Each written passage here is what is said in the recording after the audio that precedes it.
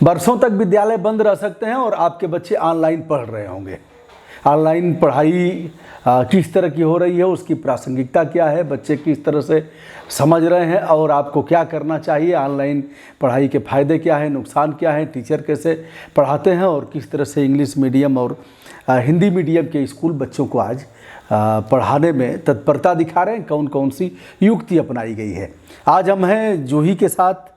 जूही एक वाराणसी के एक प्रतिष्ठित विद्यालय में अध्यापिका हैं और पहले से भी इनका प्रचलन था पढ़ाई का, कुछ यूट्यूब पर वीडियो वगैरह करती थी, तो यह अब ऑनलाइन पढ़ा रही हैं। जूही, ऑनलाइन में क्या सभी बच्चे उपस्थित होते हैं?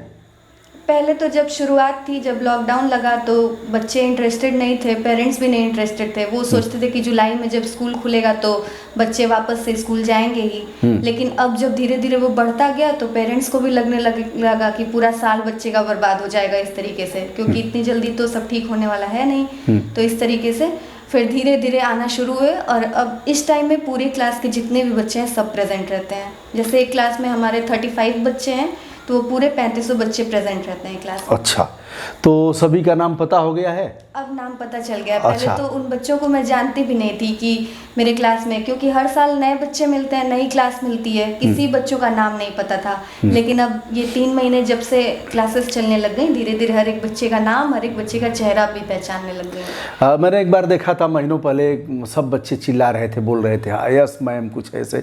तो इससे जैसे किसी प्रश्न पर सारे बच्चे चाहे ऐसे लगे कि एक एक बच्चे से पूछना चाहिए, तो ऐसे कैसे होता है, क्या तरीका है उसका? जैसे हम लोग कोई भी टूल्स यूज़ करते हैं ऑनलाइन, जूम पहले यूज़ करते थे, अब धीरे धीरे गूगल मीट वगैरह यूज़ करने लग गए हैं। तो ये सारे ऐप में एक ऑप्शन होता है म्यूट का, तो उससे अगर म्यूट कर देंगे तो सारे बच्चे जो भी बोलेंगे वो हमें सुनाई नहीं देगा। क्योंकि कई सारे पेरेंट्स का भी रिक्वेस्ट आया कि मैम आप लोग अपने तरफ से म्यूट कर दिया करिए, क्योंकि सारे बच्चे जब एक साथ बोलते हैं तो आवाज़ जा नहीं पाती है और जो भी हम पढ़ाते हैं वो किसी भी बच्चे तक पहुंच नहीं पाता है, क्योंकि सभी बच्चे अपनी बात कहना चाहते हैं। लेकिन फिर हम लोग धीरे धीरे उसको अपडेट होते गए। पहले तो हम लोगों को भी नहीं पता था कि किस तरीके से टेक्नोलॉजी यूज़ होगी, सब कुछ हमारे लिए भी नया था।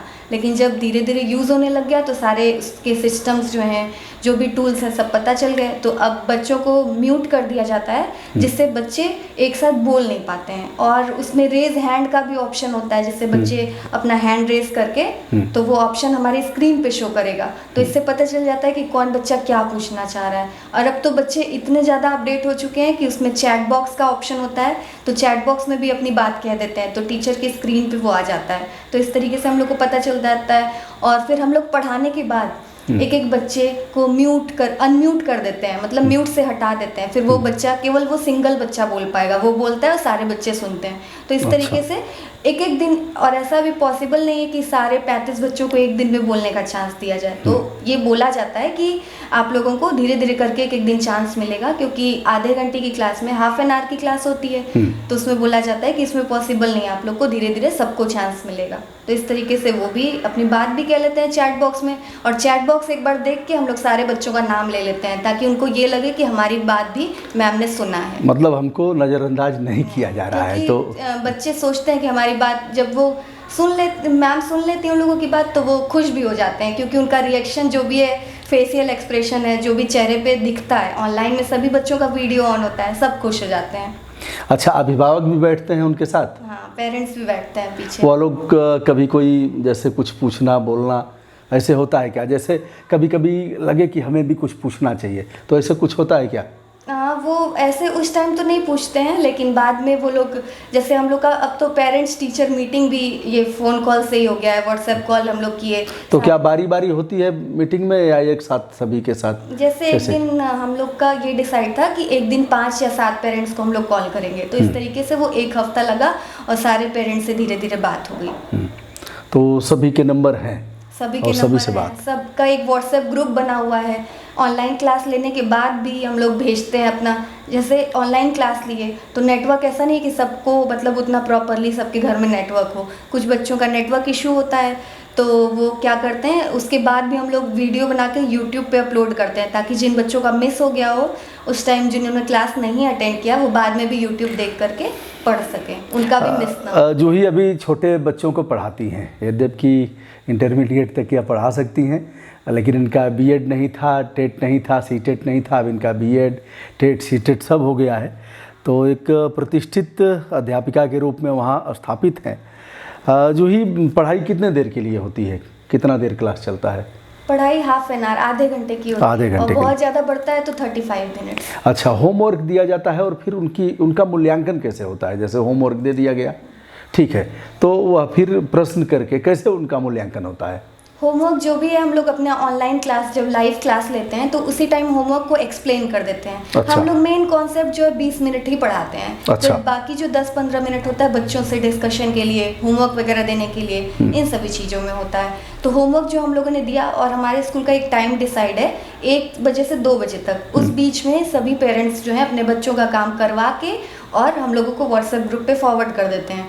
तो हम लोग क्या करते हैं, उसको चेक कर लेते हैं, जो भी स्पेलिंग्स मिस्टेक्स हैं, जो भी गलतियां हैं उनको चेक करके उसी टाइम बता दिया जाता है। तो बच्चे करेक्शन तक करके वापस से भेजते हैं। अब बच्चे मतलब खुद से इंटरेस्ट लेने लग गए हैं, पहले तो बच्चों को नहीं था। अच्छा, होमवर्क बोल के कराया जाता है, ऐसे बोल दिया जाता है, बच्चे नोट करते हैं, क्या है उसका तरीका, क्या है? जैसे कुछ भी होमवर्क दिया है, मान लीजिए 3 सेंटेंस लिखना है किसी चीज़ के बारे में, तो पहले हम लोग एक जैसे सेंटेंस बोल के बताओ, कैसे बच्चे लिखेंगे? ऐसे बोल दिया, कैसे लिखेंगे? जैसे एनिमल पे एक सेंटेंस हाँ, लिखना है, बोलिए, तो बोलिए, हम लोग एक एग्जांपल दे दिए कि जैसे सेंटेंस कैसे बोला जाता है, हाँ, क्या है? एनिमल्स पे हम लोग समझा देंगे कि क्या क्या एनिमल्स। जैसे समझाओ एक बार। हाँ, एक एनिमल नहीं, जैसे उनसे अंग्रेजी में बात होती है, हिंदी में बात होती है, इंग्लिश में पूरा। तो इंग्लिश में कैसे? एनिमल पर ही समझाना है, तो क्या? जैसे एनिमल से you have to make sentence from animal, so now the children will make sentence from animal and we will explain after that, like you can take an example, cow is an animal. Now this way you have to explain it, and this way you will make another example. So they will also make the same thing, and they are very smart, they catch it very quickly. So they will make tiger is an animal. This way they give the answers in the live class also, and they make the examples, they write in the notebook also, and they send it to me between 1 to 2 PM as it is already decided. बच्चे समझ जाते हैं? हाँ, बच्चे समझते हैं पूरा। इतना तेज बोलने पर समझते हैं कि धीरे धीरे बोला जाता है? बच्चे तेज भी समझ लेते हैं, बहुत स्मार्ट बच्चे हैं आजकल के। कुछ पहले नहीं, मतलब उन लोगों का रहता था, लेकिन अब वो रेगुलर फॉर्म में आ गया तो समझ जाते हैं। बच्चे काफ़ी समझदार हो गए हैं। मोबाइल से ही पढ़ते होंगे अधिकांश बच्चे? मोबाइल से, टैबलेट से, लैपटॉप से। अब तो पेरेंट्स ज़्यादा कंसर्न हो गए अपने बच्चों के लिए, तो लैपटॉप वगैरह भी परचेज कर ले रहे हैं ताकि उनकी जो आँख पे ज़्यादा उसका इफेक्ट ना पड़े। यदि ऐसे ही बढ़ता रहा कोरोना, अगर इसका अवसान नहीं हुआ, समाप्ति नहीं हुई, तो यह इस तरह की क्लास और भी आगे बढ़ेंगे? पॉसिबिलिटीज़ हैं पूरी, क्योंकि बच्चे, पेरेंट्स इतनी जल्दी अपने बच्चों को भेजेंगे नहीं, और स्कूल भी इसके लिए अवेयर है, इतनी जल्दी नहीं बुलाएगा। धीरे धीरे ही वो बहुत, मतलब रेयर, बहुत ज़्यादा, वो तो लास्ट स्टेज समझिए, सब चीज़ें खुल जाएंगी, स्कूल सबसे लास्ट में रहेगा।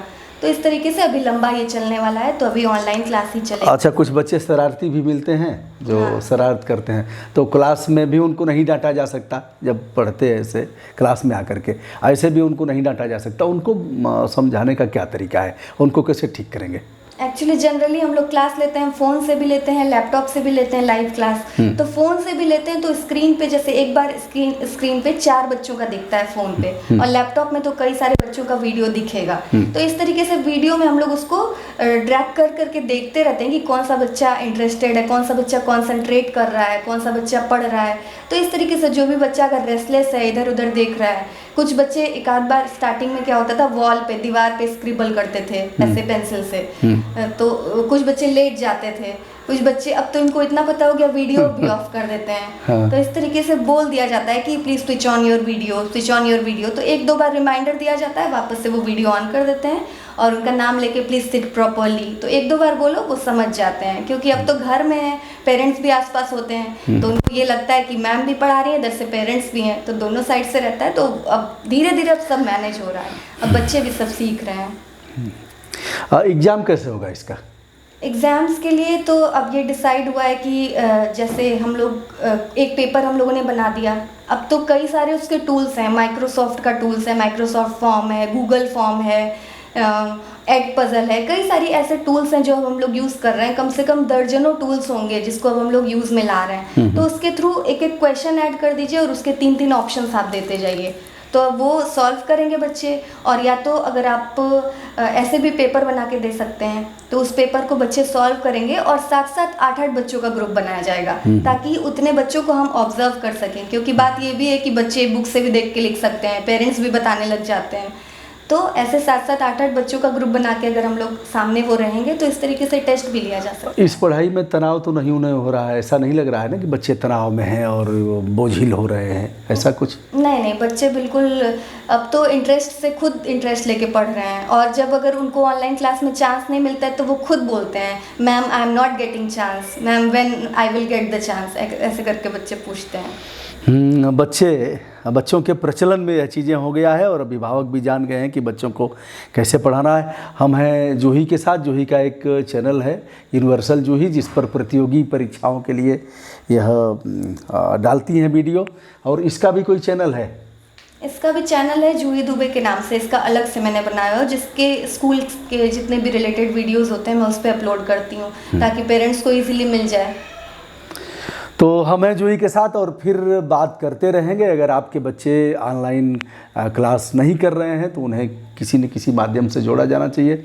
अच्छा, अपने जो पढ़ाया जाता है तो क्या विद्यालय के बच्चे ही देखेंगे कि और बच्चे भी देख सकते हैं? अब वो YouTube पे है तो पब्लिकली है, देखते देखते और भी लोग देख लेते हैं। जैसे हम लोग भी YouTube पे वीडियो सर्च करते हैं तो सभी की वीडियोस आती हैं, तो इस तरीके से कोई भी देख सकता है उसको। जूही दुबे के नाम से जो है। और अभी तो छोटे बच्चों को, किस क्लास के बच्चे हैं अभी? अभी तो क्लास 1 और 2 के हैं।